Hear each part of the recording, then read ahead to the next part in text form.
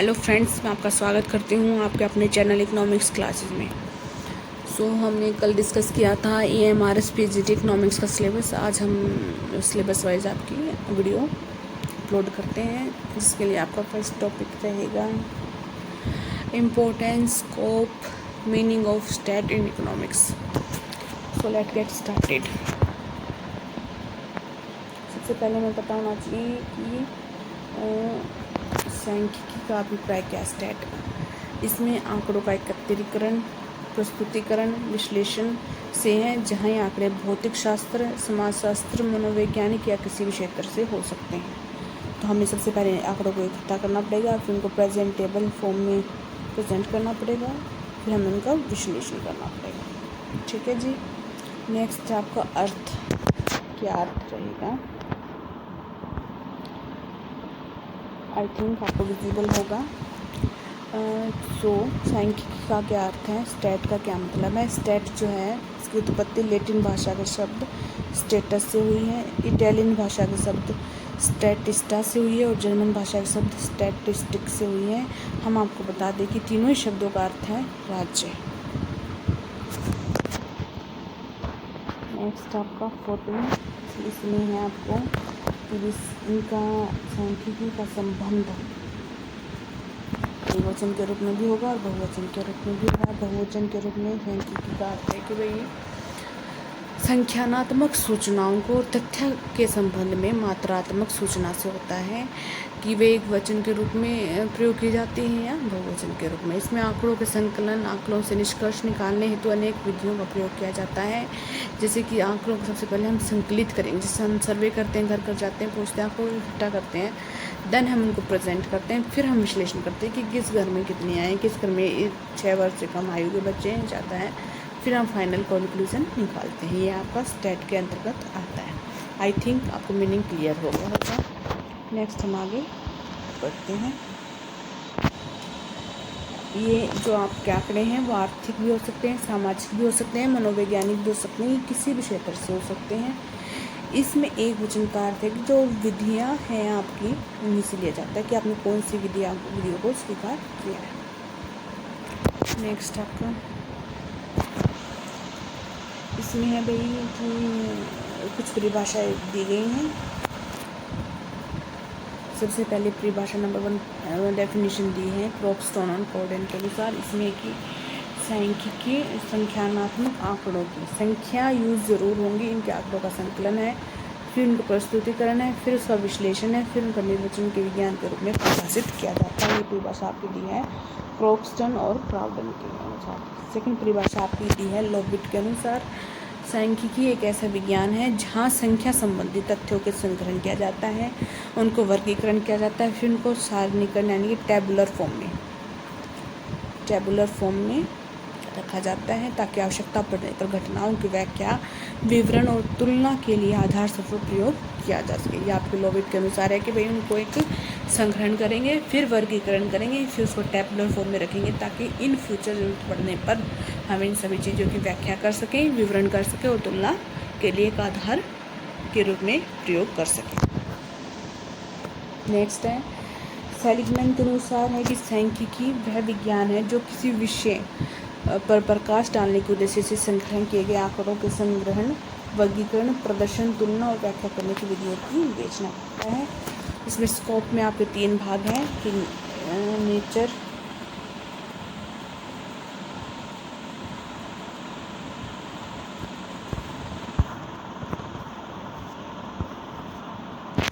तीन भागों में इसको विभाजित किया जाता है कि इसकी सबसे पहले इसकी नेचर, स्टैट की नेचर क्या होगी, सब्जेक्ट मैटर क्या होगा और उसकी लिमिटेशन क्या होगी। स्कोप में अंतर्गत हम 3 चीज़ें पढ़ेंगे। सबसे पहले इसका नेचर, सेकंड आपका सब्जेक्ट मैटर, थर्ड चीज़ है आपकी लिमिटेशंस। ठीक है जी। नेक्स्ट पढ़ते हैं हम इसका स्कोप में सबसे पहले हम उसका नेचर पढ़ेंगे, तो हमें ये पता होना चाहिए कि वो उसका स्वभाव कैसा है।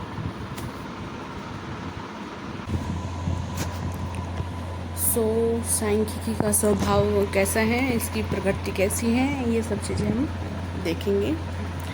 इसमें जो स्टेट है उसका स्वभाव विज्ञान की तरह हो सकता है, कला की तरह हो सकता है, या फिर दोनों की तरह भी हो सकता है। विज्ञान की तरह कैसे होगा, चलिए हम देखते हैं।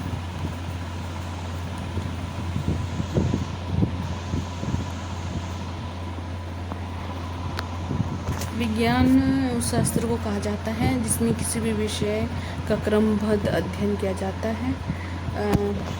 तो इसको विज्ञान के अंतर्गत कैसे मिलेंगे। सांख्यिकी का भी विज्ञान की तरह क्रमबद्ध अध्ययन किया जाता है, मतलब एक में सीक्वेंस वाइज होना चाहिए, क्रम होना चाहिए। फिर या बड़ी भी हो सकती है, तीव्र गति से भी हो सकती है, विज्ञान की भांति ही विकास करता है ये, मतलब इसमें एक तो क्रमबद्ध होगा, सीरीज वाइज होगा, 1 आएगा फिर 2, जैसे 3 नेक्स्ट, तो यह बड़ी तीव्र गति से भी होता है, तेजी से होता है।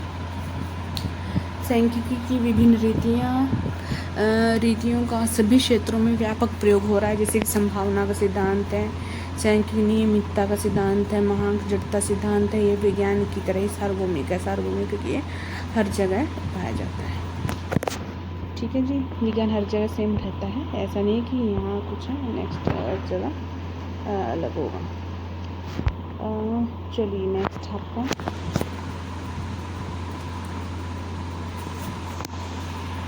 ये आपका क्रमबद्ध है, ये हो गया था। यहाँ पर नेक्स्ट पॉइंट है, जिस तरह विज्ञान में विश्लेषण द्वारा कारण व परिणाम प्राप्त किए जाते हैं कि ये जो चीज़ कोई भी जिस कारण से उसका क्या परिणाम निकलेगा, ये सब चीज़ें हमें ऐसे विश्लेषण कारण परिणाम संबंध बताते हैं। ये सारी चीज़ें विज्ञान के अंतर्गत आएंगी। फर्स्ट मैं एक बार फिर रिवाइज करवा देती हूँ। विज्ञान के अंतर्गत क्रमबद्ध अध्ययन होगा, उसके बाद इसका परिणाम जड़ता नियम होगा, सेकंड इसका कारण परिणाम संबंध होगा। नेक्स्ट है कि कला कैसे है। यदि यह माने कि विज्ञान भी है तो कला क्रिया है, विज्ञान ज्ञान है तो कला क्रिया है। कला से अभिप्राय है कि ज्ञान की उस शाखा से है जो विभिन्न समस्याओं के समाधान हेतु सर्वोत्तम रीतियों को बदलती है। ठीक है जी, इसमें जैसे विभिन्न समस्याओं का समाधान हेतु समंकों के प्रयोग, उनके प्रस्तुतिकरण, उनके विश्लेषण, उनके निष्कर्ष निकालने के लिए उपाय व साधन प्रस्तुत करती है।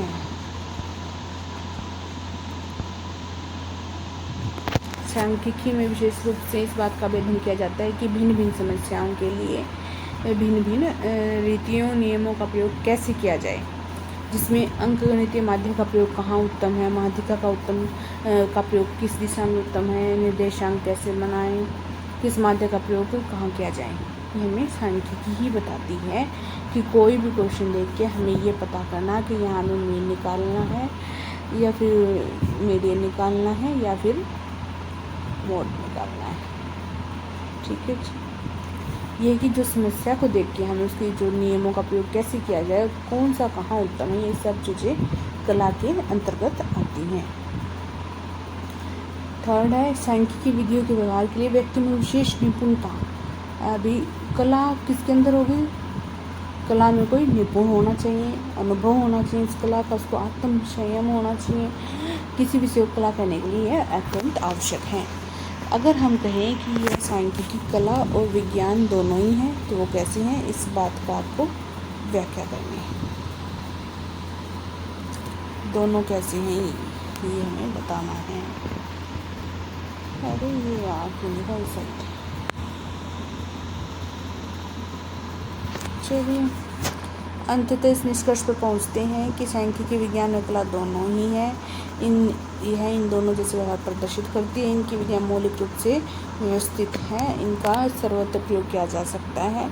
तो दूसरी तरफ इसकी पद्धतियों का सफल प्रयोग, पर्याप्त सीमा तक इसकी योग्यता, विशेष अनुभव इनके क्षेत्र के ज्ञान पर आश्रित है। जैसे कि अर्थशास्त्र में सांख्यिकी विज्ञान और कला दोनों का ही सम्मिलित रूप है। विज्ञान है भी क्रमबद्ध है, देन टेबुलर फॉर्म में है, देन प्रेजेंटेशन फॉर्म में है। और कला कैसे है कि इनको एक व्यवस्थित तरीके से, एक कला ही है भी कैसे हम इनको मैनेज करते हुए चलते हैं इन चीज़ों को, तो ये दोनों ही है। तो हम ये कह सकते हैं इसकी जो प्रकृति है वो दोनों ही है। किसकी, सांख्यिकी की प्रकृति, कला व विज्ञान दोनों ही है। प्रकृति तक क्लियर है भाई। नेक्स्ट हम आगे चलते हैं। इसकी विशेष सामग्री क्या है।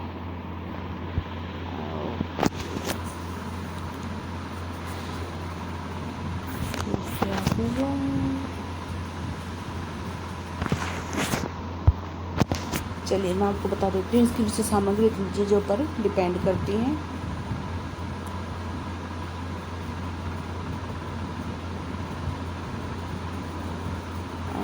Just a minute.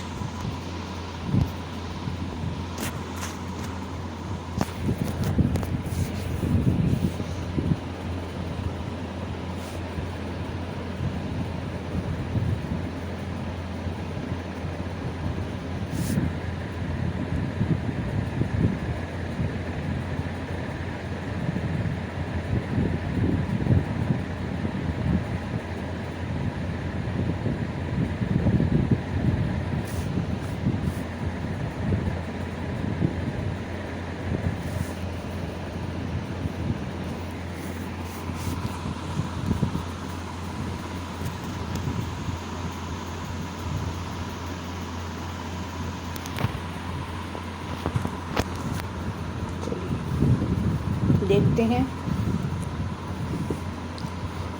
सांख्यिकी की जो विशेष सामग्री है वो दो रूप से इनको बताया गया है, दो प्रकार है। फर्स्ट है इसका डिस्क्रिप्टिव में क्या है कि उन विधियों का प्रयोग है जिसमें आंकड़ों का संकलन किया जाता है, प्रस्तुतिकरण किया जाता है, विश्लेषण किया जाता है। इन विधियों का प्रयोग 3M यानी कि केंद्रीय प्रवृत्तियों के मापों का, जैसे औसत हो गया, माध्यिका हो गया, बहुलक हो गया, अवतीर्ण मापों, माध्य विचलक, माध्य विचलन आदि सहसंबंधों आदि मापों की गणना के लिए किया जाता है। सेकेंड इसका टाइप है निष्कर्षात्मक से अभिप्राय है कि उन विधियों से जिनके द्वारा किसी प्रतिदर्श यानी किसी सैंपल के आधार पर समग्र या जनसंख्या के संबंध में निष्कर्ष निकाले जाते हैं। इसके उदाहरण देख लेते हैं हम लोग।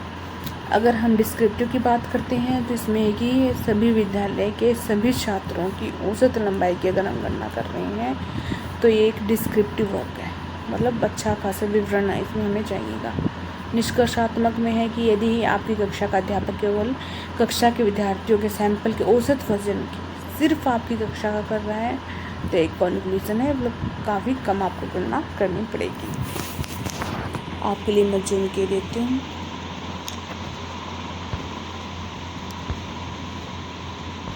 ये रहा आपका गुणात्मक, जिसमें मतलब सभी तथ्यों का संकलन, प्रस्तुतिकरण, विश्लेषण किया जाता है। इसमें आपको औसत माप, माध्यिका, बहुलक आदि मापों की गणना की जाती है।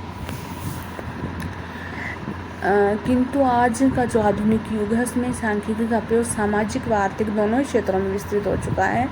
सांख्यिकी का इतना विकास हो चुका है कि यह केवल समग्र संकलन तक ही सीमित नहीं है, अपितु यह विश्लेषण द्वारा निश्चित निष्कर्षों पर पहुंचा जा सकता है। आज के समय में कोई भी विज्ञान सांख्यिकी से अछूता नहीं है, अर्थात प्रत्येक विज्ञान में क्या हो गया ये आज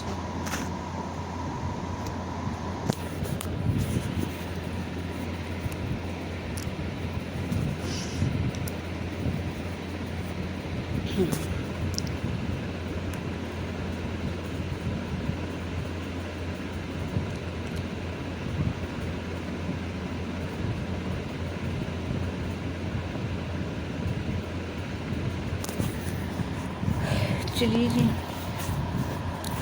मतलब ये है कि हर जगह इनका प्रयोग किया जा रहा है कि कोई भी क्षेत्र ऐसा अछूता नहीं है जो जिसमें कोई भी क्षेत्र ऐसा नहीं है कि जिसमें आपका स्टैट का उपयोग ना हुआ हो। ये हर जगह आपको देखने के लिए मिलेगा। इसके अंतर्गत हम क्या देखते हैं कि इसमें कहाँ इसका महत्व है कि आर्थिक सिद्धांतों के निर्माण में सहायक है, कि जो ये है कि आपको जो आर्थिक सिद्धांत है, नियमों के निर्माण है, अभूतपूर्व भूमिका निभाता है इसमें जांच पड़ताल में लागू करने के लिए। सेकेंड है कि आर्थिक नियोजन में सहायक है। आर्थिक नियोजन को अर्थव्यवस्था में उपलब्ध सीमित संसाधनों के कुशल प्रयोग के लिए अत्यंत महत्वपूर्ण माना जाता है। इसके अंतर्गत विभिन्न उत्पादक क्षेत्रों की प्राथमिकताओं सांख्यिकी के द्वारा निर्धारित नहीं की जा सकती। अनेक योजनाओं के लिए लक्ष्य, अनेक योजनाओं का जो लक्ष्य है, ये सब चीज़ें भी कहाँ थे हम पहले डाटा हमने कितना मान लीजिए 80%, 18% हमने अचीव करे, लेकिन हमें करना कितना था 21%। तो ये सब चीज़ें क्या है, आंकड़ों का संकलन ही है। ठीक है जी। लोग योजनाओं के लक्ष्य में भी इसको काफ़ी महत्व दिया जाता है, सहायक सिद्ध होता है। आर्थिक नियोजन में भी प्रगति का मूल्यांकन, प्रगति यानी भी 80 से 21 पहुँच गया, संख्याओं के माध्यम से ही किया जाता है। यदि हम सीधे शब्दों में कहें तो हम कह सकते हैं कि सांख्यिकी के बिना आर्थिक नियोजन बगैर पतवार दिशा सूचक के जहाज के समान है, यानी कि जिसकी कोई डायरेक्शन ना हो, कोई आगे बताने वाला ना हो। थर्ड है कि अर्थशास्त्र के अध्ययन में सहायक है। सांख्यिकी के बिना अर्थशास्त्र की कल्पना करना असंभव है।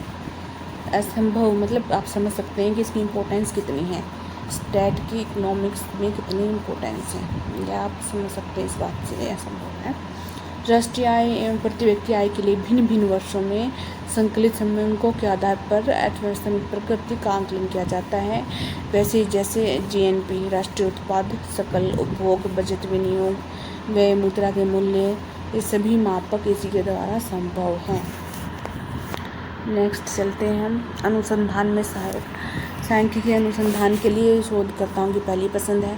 जब हम कर रहे हैं डाटा कर रहे हैं इकट्ठा, रिसर्च कर रहे हैं, तो सीधी सी बात है स्टैट तो अपना मुख्य भूमिका निभाएगा ही, क्योंकि सांख्यिकी अनुसंधानकर्ताओं को मौलिक कच्चे पदार्थ प्रदान करती है। अनुसंधानकर्ता अपने अनुसंधान में विशेष प्रयोगों को दर्शाने के लिए सांख्यिकी सूचना या सांख्यिकी विधियों का प्रयोग कुशलतापूर्वक करते हैं। उदाहरण के लिए भारत सरकार द्वारा 1991 से प्रारंभ किए गए आर्थिक सुधारों में उत्पादन, रोजगार पर पड़ने वाले प्रभावों को सांख्यिकी के बिना दर्शाना संभव नहीं है। नेक्स्ट पॉइंट देख लीजिए, आर्थिक समस्याओं का अध्ययन। हम आपको बता दें कि संसार का कोई भी देश क्यों ना हो, उसे किसी न किसी आर्थिक समस्याओं से जूझना ही पड़ता है, जैसे कि मुद्रास्फीति, जनसंख्या की समस्या होगी, निर्धनता की होगी, भुगतान शेष आदि महत्वपूर्ण समस्या शुमार। इसमें इसी सांख्यिकी के अध्ययन से ही हम समस्याओं का अध्ययन कर पाएंगे, विश्लेषण कर पाएंगे। जैसे एग्जाम्पल हम देख लेते हैं, बेरोजगारी की समस्या को अर्थशास्त्री कुछ इस तरह व्यक्त करते हैं, जैसे भारतीय कार्यशील जनसंख्या का लगभग 30% भाग बेरोजगारी से जूझ रहा है। तो मतलब ये 30% क्या है, ये डाटा ही है, ये आपका आंकड़ा ही है, ये आपका स्टैट ही है। अंडरस्टैंड। चलिए, अथवा सन इतने से इतने के बीच बात की, बेरोजगार कार्यशील जनसंख्या इतने से घटकर इतनी हो चुकी है। तो मतलब ऐसे कंपैरिजन में भी हम इसको यूज़ कर सकते हैं, करते हैं, कर सकते नहीं करते हैं भाई। नीति निर्माण में सहायक है। सांख्यिकी अध्ययनों के द्वारा ही वित्त मंत्री सरकारी आय में वृद्धि के स्रोत के रूप में करों में वृद्धि या कमी के संबंध में निर्णय कर पाते हैं। कि डाटा देख के ही हमें ये पता चलता है कि हमें टैक्स में कितना इंक्रीज़ करना है, टैक्स में कितना, टैक्स रेट कितनी कम करनी है। ठीक है जी, ये आपके सांख्यिकी अन्वेषणों के माध्यम से ही हम इस बात को कर पाते हैं कि हमें करों की दर क्या निर्धारण करनी है। अब इसकी सीमाएं क्या हैं, बाकी ये आपके टॉपिक में नहीं है, लेकिन हम लोग कर लेते हैं। सांख्यिकी की सीमाएं क्या है। विदाउट सीमाएं तो ये रहता है कि टॉपिक इनकम्प्लीट सा लगता है। सांख्यिकी केवल संख्यात्मक तथ्यों का अध्ययन करती है, गुणात्मक तथ्यों का नहीं करती। इसमें सिर्फ न्यूमेरिकल वैल्यूज़ की ही हम लोग क्या कर पाते हैं, अध्ययन करते हैं, न्यूमेरिकल। ठीक है जी। संख्यात्मक चीज़ों को देखते हैं, गुणात्मक नहीं देखते, जैसे किसी की ईमानदारी, किसी की स्वास्थ्य, न्याय, मित्रता आदि का अध्ययन नहीं किया जा सकता। दूसरे शब्दों में कहें तो हम ये कह सकते हैं कि मानवीय क्रियाओं का अध्ययन किया जाता है, गैर मानवीय क्रियाओं का अध्ययन नहीं किया जाता है। केवल समूहों का अध्ययन करती हैं, व्यक्तिगत इकाइयों का नहीं करती हैं। समूह में लेके चलती कोई भी सर्वे है या कोई भी चीज़ है तो ये एक समूह को ही दर्शाता है। इसके अंतर्गत किसी विशेष इकाई को लेकर उसके व्यक्तिगत गुणों का विवेचन किया जाता है, बल्कि समूह का अध्ययन किया जाता है। व्यक्तिगत गुणों का इसमें नहीं देखा जाता है। सांख्यिकी समयांकों का सजातीय होना आवश्यक है। सही निष्कर्ष प्राप्त करने के लिए आवश्यक है कि जो डाटा आप कलेक्ट कर रहे हैं वो एक ही थीम पे बेस्ड हो। उन्हें एक ही तरीके से एकत्रित किया गया है, उसकी प्रकृति एक समान हो। यदि ऐसा नहीं हुआ तो जो निष्कर्ष निकलेंगे वो भ्रम पैदा करने वाले होंगे, यानी कि श्योर निष्कर्ष नहीं निकलेंगे, डाउटफुल रहेंगे। सांख्यिकी नियम दीर्घकाल में और औसतन रूप में ही सत्य होते हैं। जो सांख्यिक नियम है वो दीर्घकाल में और औसतन रूप में सत्य होते हैं। ये प्राकृतिक विज्ञानों की तरह सार्वभौमिक दृढ़ सर्वमान्य भी नहीं होते। ज़्यादातर ये औसत रूप में ही दीर्घकाल में ही सत्य पाए जाते हैं, मतलब ये लॉन्ग टर्म में आपके बेनिफिशियल साबित होंगे। जानकारी के अभाव में सांख्यिकी का दुरुपयोग संभव है। भाई जब हमें किसी चीज़ की नॉलेज ही नहीं है तो ऑफकोर्स सी बात है दुरुपयोग होगा ही होगा। सांख्यिकी का प्रयोग वही व्यक्ति कर सकता है जिसे सांख्यिकी का पूर्ण ज्ञान प्राप्त हो, इसकी रीतियों से पूरी तरह परिचित हो। बिना पूर्ण ज्ञान के निकाले गए निष्कर्ष अशुद्ध होते हैं। यह कहा जा सकता है कि सांख्यिकी अयोग्य हाथों के लिए नहीं है। जो रिसर्च बेस्ड प्रोग्राम है वो एक एक्सपीरियंस्ड व्यक्ति ही ज़्यादा अच्छे से कर पाएगा। सांख्यिकी संदर्भ के अभाव में सत्य व भ्रामक हो सकते हैं। सांख्यिकी निष्कर्षों को अच्छी तरह समझना है तो परिस्थितियों को भली बात समझना होगा। जिन परिस्थितियों के निष्कर्ष निकाले गए हैं ऐसे निष्कर्ष गलत व भ्रामक साबित हो सकते हैं।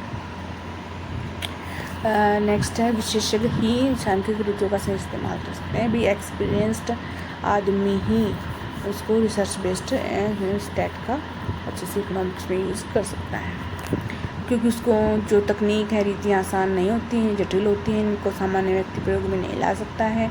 सही जानकार ही इसका सांख्यिकी का उपयोग बेहतर कर सकता है। स्पष्ट है कि इन रीतियों का इस्तेमाल विशेषज्ञों द्वारा किया जाए।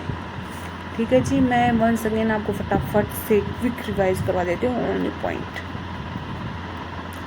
ठीक है, ताकि आपको रिमाइंड रहे कि हमने आज पढ़ा क्या है। जैसा कि मैं पहले बता चुकी हूँ, आज EMRS का डे 2 है। कल हमने इसका सिलेबस डिस्कस किया था, तो उसी के अनुसार आपका टॉपिक वाइज मैं आपको ये करवा रही हूँ। इसमें है आपका फर्स्ट सांख्यिकी का अर्थ क्या है, मीनिंग ऑफ स्टैट, ठीक है जी। इसका प्रयोग बहुवचन एक वचन में हो जाएगा। कुछ परिभाषाएं दी गई हैं क्रॉक्सटन काउडेन के अनुसार, जिसमें आंकड़ों का संकलन, प्रस्तुतिकरण, विश्लेषण, निर्वचन के विज्ञान के रूप में परिभाषित किया गया है। इसका क्षेत्र क्या है, कि इसका नेचर क्या है, सब्जेक्ट मैटर क्या है, लिमिटेशंस क्या है। नेचर में इसका कला है, विज्ञान या दोनों है, तो ये दोनों है। सेकंड है सब्जेक्ट मैटर क्या है, कि इसमें सब्जेक्ट मैटर हम कैसे कर सकते हैं, डिस्क्रिप्टिव भी है और कंक्लूसिव भी है, विवरणात्मक और निष्कर्षात्मक भी है। थर्ड आपकी लिमिटेशंस इंपॉर्टेंस हो के फिर लिमिटेशंस हो जाएंगे, ठीक है जी। एनी डाउट तो कमेंट बॉक्स में आप लिखिएगा। नेक्स्ट आपके इसमें है कि हाँ, महत्व देख लेते हैं। आर्थिक सिद्धांतों के निर्माण में सहायक है, आर्थिक नियोजन में सहायक है, अर्थशास्त्र के अध्ययन में सहायक है, ठीक है जी। इसकी सीमाएं देख लेते हैं कि ये दीर्घकाल में होता है और औसतन सत्य ही होते हैं, और इसके संदर्भ के अभाव में असत्य व भ्रामक हो सकते हैं। विशेषज्ञ ही सांख्यिकी रीतियों का सही इस्तेमाल कर सकते हैं, कॉमन आदमियों के लिए नहीं है। चलिए अब हम कुछ एक PDF और मैं इंग्लिश मीडियम बच्चों के लिए है, तो ताकि आपको अच्छे से समझ में आए।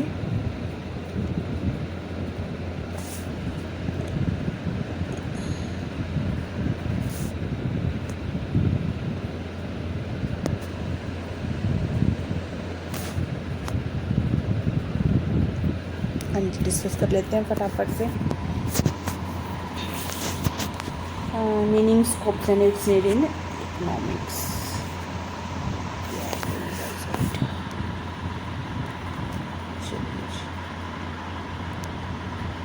भी कई बच्चों का ये होता है भी हिंदी में है, हमें समझ नहीं आया, ये नहीं है, तो late get started in English also. All of us, let's start.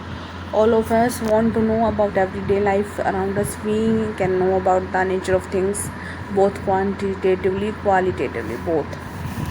Qualitative पे ध्यान देते हैं और quantitative ध्यान देते हैं। Many times we can express things better in quant में हम ज़्यादा बेटर तरीके से हम उसको एक्सप्लेन कर पाते हैं। Quant मीन्स नंबर्स आ गए, सीधी सी बात आपकी स्टेट आ गई, जिससे कि for example for comparing per capita income हो गई यूनाइटेड स्टेट, क्योंकि we can say that India is a developing economy, वे United State is a developed economy. The word stat is डाइव from Latin word status, and or the Italian word statics, German word statistics. All of this mean a political state. In the olden days, states are necessary for the proper functioning of the affairs of the state. पुराने time में जो statistics था उसका use किया जाता था कि proper तरीके से जो स्टेट के जो कार्य हैं राज्य के काम काज अच्छे से सुचारू रूप से चल सके.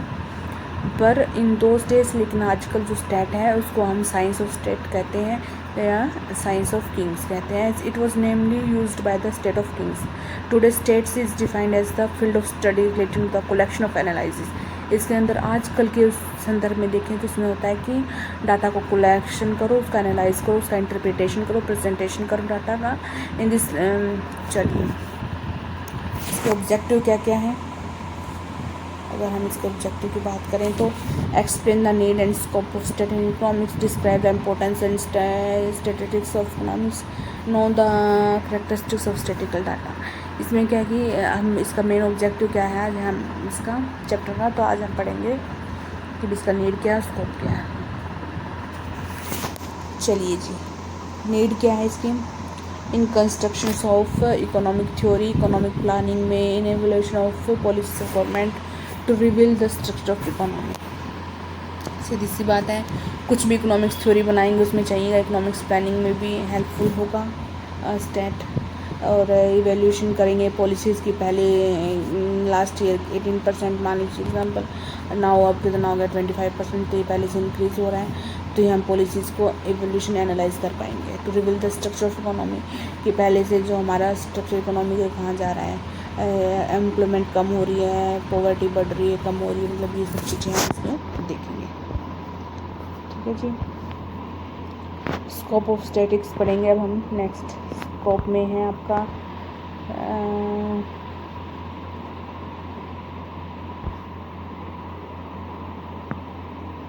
स्कोप में है कि आपका क्या है, इसका क्षेत्र क्या है, वो हम उसमें डिस्कस कर चुके हैं. कला विज्ञान दोनों, both science as well as art. Importance of stat क्या है इकोनॉमिक्स में. There are number of economics law which have been evolve due to statistical analysis. काफ़ी सारे लॉ हैं जो इसी पे बेस्ड हैं, जैसे Engel's law, family expenditure, Malthus theory of population, ये सभी लॉज जो हैं इस पे बेस्ड है. नेक्स्ट है आपका statics and study of production, statics and study of exchange and statics and study of distribution, study of exchange, study of distribution हम इसमें पढ़ेंगे. कैरेक्टरिस्टिक्स क्या है. Statical data are aggregate of facts हैं. इसमें क्या है कि फैक्ट्स की हम अगर बात करते हैं, जैसे कोई ऑब्जर्वेशन, अभी कोई भी ऑब्जर्वेशन बिना स्टैट्स के अवेलेबल हो ही नहीं सकती. एक ग्रुप ऑफ ऑब्जर्वेशन चाहिए, जैसे राम ने स्कोर किया इतने आउट ऑफ 100, मतलब एज ए डाटा के हमें कोई भी चीज़ चाहिए तो हाईएस्ट मार्क्स इतने हैं, लोएस्ट मार्क्स इतने हैं.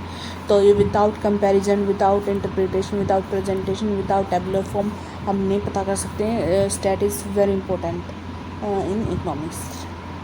इसकी रेंज क्या रही है, टोटल एवरेज मार्क्स क्या है, सभी का टोटल करके 4 से डिवाइड करना है, एवरेज के लिए फॉर्मूला है. Stats are affected by multiplicity of causes. भी क्या परिणाम है, उसका क्या कॉज होगा, अभी इसका क्या रीज़न है, ये सारी चीज़ें इसमें स्टेट में होगा. जैसे कि for example the production of rice depend on, जो राइस की प्रोडक्शन है वो डिपेंड्स किस पे करती है, रेनफॉल पे, मेथड ऑफ कल्टीवेशन पे, सीड्स पे, मैन्योर पे, soil fertility. But it's very difficult to study separately. एक एक चीज़ को काफ़ी ध्यान से देखना तो काफ़ी डिफ़िकल्ट है ही. Statistical data are numerically expressed. सीधी सी बात है, क्वांट है भाई, वो तो स्टैट है, वो क्वांट है, वो न्यूमेरिकल होगा ही, नंबर बेस्ड होगा ही. नेक्स्ट देखिए, statistics are collected by predetermined purpose. पहले के लिए भी हम लोग प्री डिटरमाइंड कर लेते भी ये चीज़ें हमें यहाँ तक का आंकड़ा अपना चाहिए ही चाहिए. ठीक है जी. नेक्स्ट देखिए, स्टैटिस्टिक्स इज सिंगुलर सेंस में भी होगा, ये भी हमने किया था उसमें डिस्कस. भाई कौन सी विधि तो हम कोई भी मेथड तो हम एक ही यूज़ कर सकते हैं, तो सिंगुलर फॉर्म ही होगा. सभी मेथड एक ही उसमें हम अप्लाई कर सकते हैं. स्टेज क्या करेगी इसमें, कैसे कैसे काम करेगा, ये कलेक्शन ऑफ डाटा होगा, फिर ऑर्गेनाइजेशन ऑफ डाटा होगा, प्रेजेंटेशन ऑफ डाटा होगा, एनालिसिस ऑफ डाटा होगा. ये देख लीजिए आपके लिए मैंने जो पिछले इस बार स्टेट काम कब करेगा, पहले हमें सर्वे घर घर जाकर कोई भी डाटा कलेक्ट करना पड़ेगा. ऐसे एग्जांपल दे रही हूँ मैं. फिर उस डाटा को घर घर जाकर हम जो लिया डाटा उसको ऑर्गेनाइज करना पड़ेगा कि ए फैमिली में इतना था, बी में इतना था, सी में इतना था। देन हमें उसको प्रेजेंटेबल फॉर्म में करना पड़ेगा।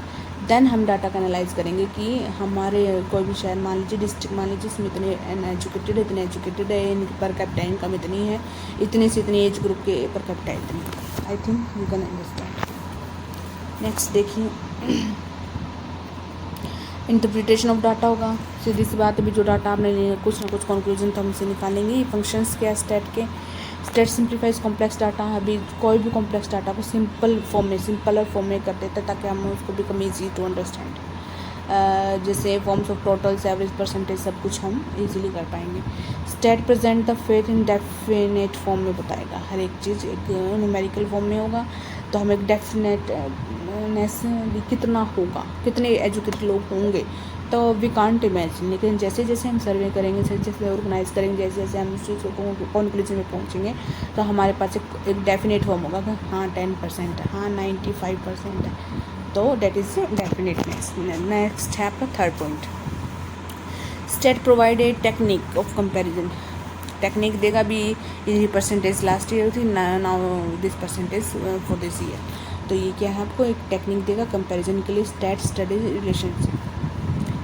इसमें क्या है कि आपको एक रिलेशनशिप प्रोवाइड करेगा डिफरेंट फिनोमिना में, दोनों में, जैसे एडवर्टाइजमेंट है, स्केल्स हैं, इसमें डिमांड एंड सप्लाई में रिलेशनशिप आपको करेगा। फॉर्मेटिव पॉलिसीज़ होंगी, इंपोर्ट के अलग, एक्सपोर्ट के अलग, वेज पॉलिसी अलग। फोरकास्टिंग में हेल्पफुल होगी, फोरकास्टिंग वेदर वगैरह भी कीजिए, कुछ भी। Help test and formulate theories को फॉर्मुलेट करने के लिए यूज़फुल होगी कि इस फिलहाल इस क्वेश्चन के लिए, इस प्रॉब्लम के लिए कौन सी थ्योरी बेस्ट रहेगी। Limitation, it does not study the qualitative aspect of problem. Qualitative को ये नहीं करता, क्वांटिटेटिव फोकस करता है। इसमें है कि स्टेट आर मिसयूज हो सकता है, state result in mathematical accuracy के लिए यूज़ किया जाता है। चलिए जी, तो आज हम यहीं तक रखते हैं। कई टॉपिक मैंने कंप्लीट करवा दिया है, दोनों ही लैंग्वेज में कंप्लीट करा दिया है कि भी ये कोई बच्चा ये ना कहे कि भी हिंदी में ही है या इंग्लिश में ही है, बोथ लैंग्वेज में कवर करवा दिया है। तो आप लोग अपनी साथ बनाए रखें, इतनी मेहनत लगती है भाई वीडियो बनाने में, कंटेंट तैयार करने में आप लोगों के लिए। तो मैं चाहती हूँ कि आप ये हमारे इसमें सक्सेस हो। तो आपको अगर सक्सेस मिले तो आप मतलब, पहले तो गुरु दक्षिणा टाइप में कुछ है, कुछ चले, लेकिन ये फ्री ऑफ कॉस्ट है। इसमें सिर्फ आप लाइक शेयर तो कर ही सकते हैं। सब्सक्राइब कीजिए प्लीज़ चैनल को, अपना सपोर्ट बनाए रखें। Thank you.